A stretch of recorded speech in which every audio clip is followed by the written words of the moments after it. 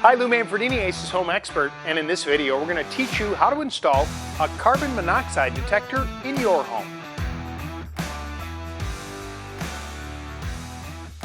I'm here with Pat, who is a 20-year veteran of the fire department. Let's talk about installing carbon monoxide detectors. We've got a plug-in here and a battery-operated one, as well as there are some hardwired options as well.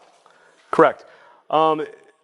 They say you want to put it on at least every floor in the building so that you have that opportunity. And then you want to be at least 5 to 15 feet away. They say no more than 15 feet for being away from a source of carbon monoxide. Okay. Carbon monoxide is incomplete combustion.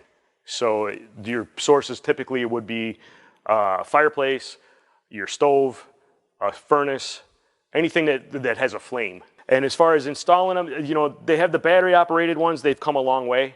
So when they first came out, you didn't see a lot of battery ones. Now the battery technology is so much better and they last up to 10 years. These are the same things, they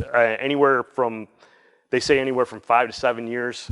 Maybe you start thinking about getting rid of it, even if the battery, you know, if you have any kind of false alarm or something like that and it's over 5 years old, just throw it out and get another one. Now with the plug-in, obviously the installation, and there's a battery backup too, you would really just plug it into a receptacle somewhere. Correct. You mentioned the 5 feet, but is it still effective if it's down lower? It's still effective down lower. Ideally, they say plug it in at 5 feet high. A lot of people don't have a 5 foot high outlet in their home. Right. Carbon monoxide is very similar to the weight of regular room air. So it's a little bit lighter, so it will rise a little bit, but it's not going to be one of those things where it's only at the ceiling. Got it. And you have some high readings up here and you have nothing down here. Got it. Pat, are there any places that you should not put a carbon monoxide detector?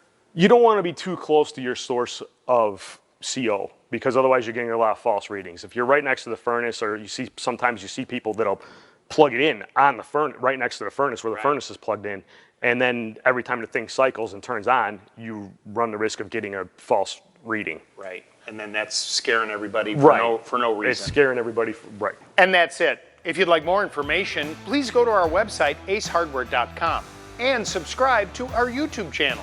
Better yet, stop by your local neighborhood Ace Hardware store, because Ace is the helpful place.